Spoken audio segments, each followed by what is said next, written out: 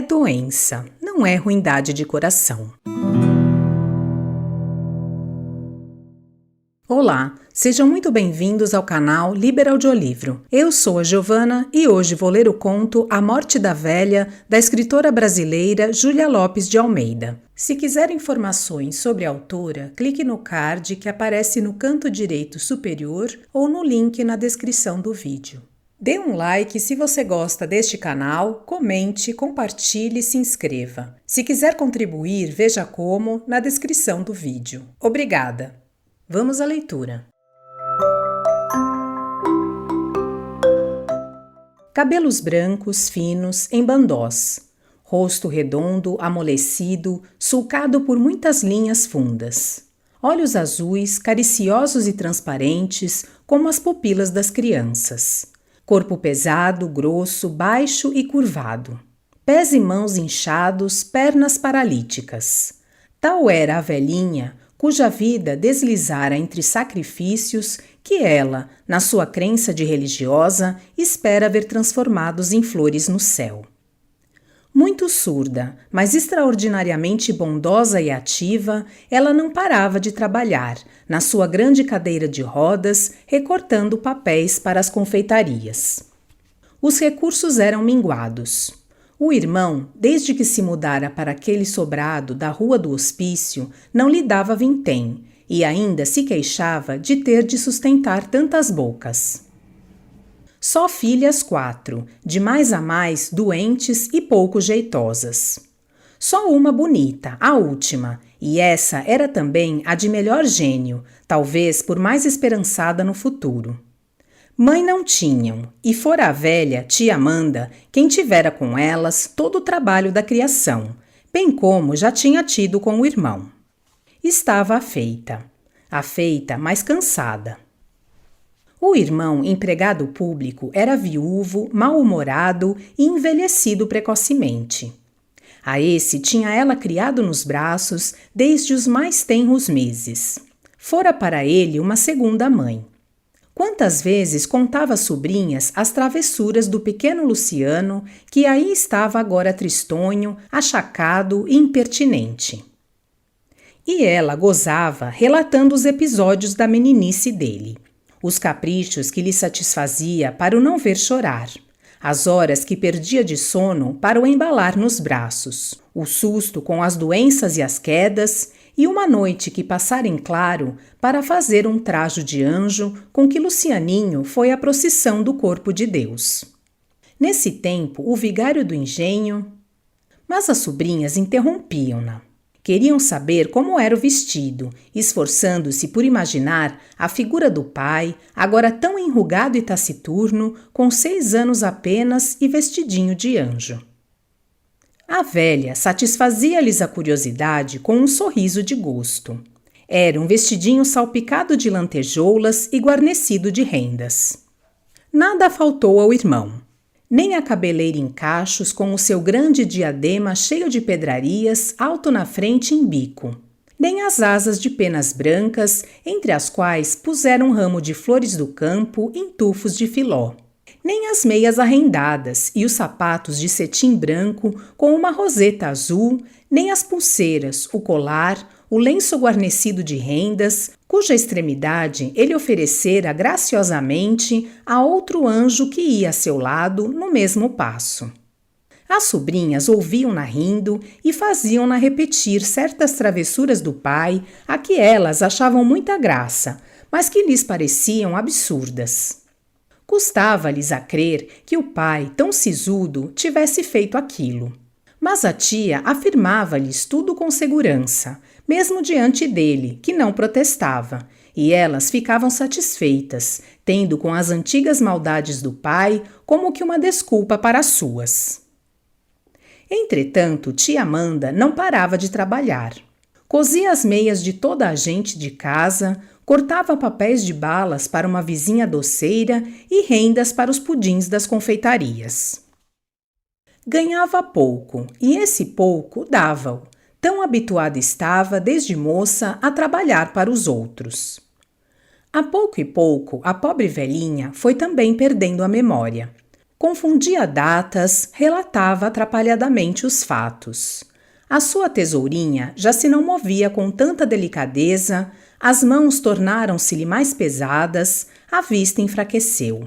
Os pontos nas meias já não formavam o mesmo xadrezinho chato e igual, e o serviço das confeitarias começou a escassear até que lhe faltou completamente. Nesse dia, a pobrezinha chorou. O irmão não lhe dava nada. Como poderia ela socorrer as desgraçadas que até então protegera? No fim do mês, lá foram ter com ela a viúva pobre dos 7 filhos e a comadre Tísica. A velha não teve coragem de lhes contar a verdade. Corou e prometeu mandar-lhes no outro dia alguma coisa. E no outro dia mandava o que a casa de penhores lhe dera pelo seu relógio antigo e que ela tinha destinado para a primeira sobrinha que casasse. Mas a história do relógio foi depressa sabida pela gente de casa. As filhas de Luciano contaram ao pai, indignadas, que a tia o expunha ao ridículo, mandando empenhar coisas, como se não tivesse que comer em casa. O Luciano ouviu-as, mordendo o bigode branco, com a indignação das filhas a refletir-se-lhe nos olhos. Foi imediatamente falar à irmã. Achou-a cozendo na sua cadeira de rodas, os óculos caídos sobre o nariz, a cabeça pendida. Vendo, ela sorriu-se. Ele perguntou-lhe num tom azedado pelo seu mau fígado. Então, é verdade que você mandou empenhar o seu relógio de ouro? É, respondeu ela na sua acostumada placidez. Mas eu não quero isso. Hão de pensar lá fora que não lhe dou de comer. Tome cuidado. A velha estremeceu e nos seus olhos azuis brilhou, fugitiva, uma expressão dolorosa. Tome cuidado. Quantas vezes dissera ela aquelas mesmas palavras ao Lucianinho, nos velhos tempos? Dizia-lhe-as com meiguice, alisando-lhe os cabelos ou entre 2 beijos. Olha, meu filho, toma cuidado. Não te exponhas ao sol. Não comas frutas verdes. Estuda bem as lições. Toma cuidado contigo, meu amor. E eram quase súplicas aqueles conselhos. E aí estava agora o Luciano a dizer-lhe colérico e brutalmente as mesmas palavras. E ela curvava a cabeça ao irmão e obedecia-lhe, e temia-o. Ela que o criara desde pequenino, que por causa dele perdera um casamento, que por causa dele se tinha sempre sacrificado. Era duro, mas era assim. Há sempre mais paciência para as maldades de uma criança do que para as rabugices de um velho. Reconhecia isso e calava-se. Luciano é doente, pensava ela, e é por isso que me trata com tão mau humor. É doença, não é ruindade de coração. Se ele foi sempre tão bom, aquilo há de passar.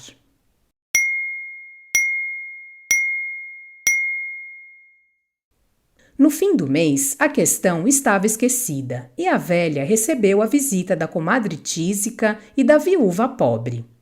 Não tinha um vintém e resolvera dizer isso mesmo às suas protegidas.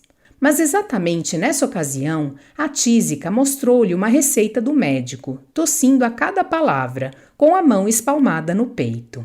E a viúva levou-lhe pela primeira vez o filho mais novo, um lindo menino de olhos azuis e de cabelos loiros. A velha enterneceu-se e prometeu mandar no dia seguinte alguma coisa, tanto a uma como a outra. Nessa mesma tarde, disse ao Luciano, muito constrangida: Hoje vieram cá aquelas pobres, coitadas. Custa-me tanto não lhes dar esmola. Se você me pudesse emprestar, é pouca coisa, bem vê. Acha muito que eu ganho? Não se lembra que mal me dá o ordenado para sustentar as 4 filhas e nós? E como ela lhe explicasse a precária situação das 2 mulheres, ora, a viúva que empregue os filhos mais velhos e põe os outros em asilos. E quanto à Tísica... Se eu tivesse 20 anos de menos, não te pediria isto, Luciano. Lembra-te bem. Mas o Luciano não se lembrou. Ela quis referir-se ao tempo em que o ajudava trabalhando para fora, cuidando-lhe dos filhos, indo muitas vezes para a cozinha e deitando-se fora de horas para lhe engomar as camisas. Quis referir-se, mas envergonhou-se e disse de si para si: aquilo é doença, não é ruindade de coração. No entanto, o seu bom Lucianinho e as filhas comentavam entre si a caduquice da velha. E realmente, desde aquele dia, a paralítica decaiu muito. Incomodava toda a gente. Era preciso levá-la ao colo para a cama, despi-la, vesti-la, lavá-la, levar-lhe a comida à boca. Ela impacientava-se quando lhe tardavam com o almoço. Gritava de lá que a queriam matar à fome, que era melhor enterrarem-na de uma vez. E a criada, a quem ela dera outrora presentes, ria-se. E as sobrinhas, que ela tantas vezes carregara ao colo, levantavam os ombros enfadadas. Luciano repreendia-as, mas ia dizendo que efetivamente a irmã era insuportável. Apesar de muitíssimo idosa, a pobre senhora tinha apego à vida. Já muito confusa das ideias, completamente inerte, tinha impertinências, ralhava lá da sua cadeira de rodas com toda a gente. Esta porque não lhe dava água, aquela porque lhe apertara de propósito o cós da saia, aquela outra porque lhe deitava veneno na comida. Deslizavam assim amargamente os meses, quando um dia uma criada, muito pálida, com os olhos esgazeados e os cabelos hirtos, entrou aos gritos na sala de jantar, exclamando: "Fogo, fogo! Há fogo em casa!" Levantaram-se todos da mesa. Por uma janela aberta entrou uma lufada de fumo. Viu-se brilhar a chama. A porta estava tomada pelo fogo. "Fujam pelo telhado!" gritou Luciano. E ouviam-se vozes lá fora dizendo como um eco: "Fujam pelo telhado!" Na sua grande cadeira de rodas, a velha presenciava aquela cena sem se poder mover, aterrorizada e sem voz. O irmão empurrava as filhas, atava num guardanapo as joias tiradas à pressa de uma cômoda, punha na mão da criada os talheres de prata, olhava para trás, para o fogo que vinha lambendo a parede, impelido pelo vento.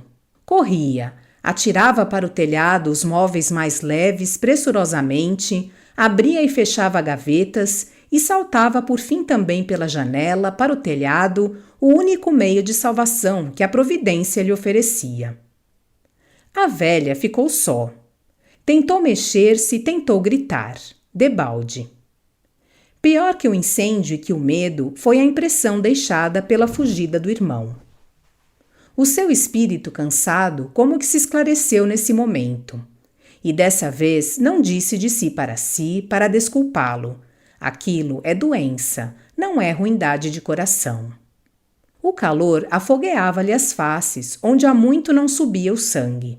No meio daquela solidão pavorosa, ouvindo o crepitar da madeira nuns estalidos secos, a bulha surda de uma ou de outra viga que se desmoronava, o lufe-lufe da chama que subia, a velha sorria com ironia, lembrando-se da precaução do Luciano em arrecadar as coisas que ela, a irmã abandonada, lhe ajudara a ganhar. E voltou de novo o olhar para a janela. Então, entre o fumo já espesso, viu desenhar-se ali uma figura de homem. O coração bateu-lhe com alegria. É Luciano que se lembrou de mim. Era um bombeiro que lhe estendia a mão, chamando-a.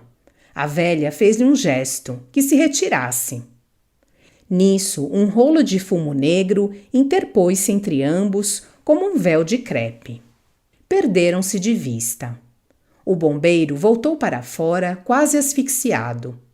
A velha fechou os olhos e esperou a morte. Desejo que tenham gostado do conto A Morte da Velha, da escritora brasileira Júlia Lopes de Almeida. Obrigada por sua companhia e até a próxima leitura.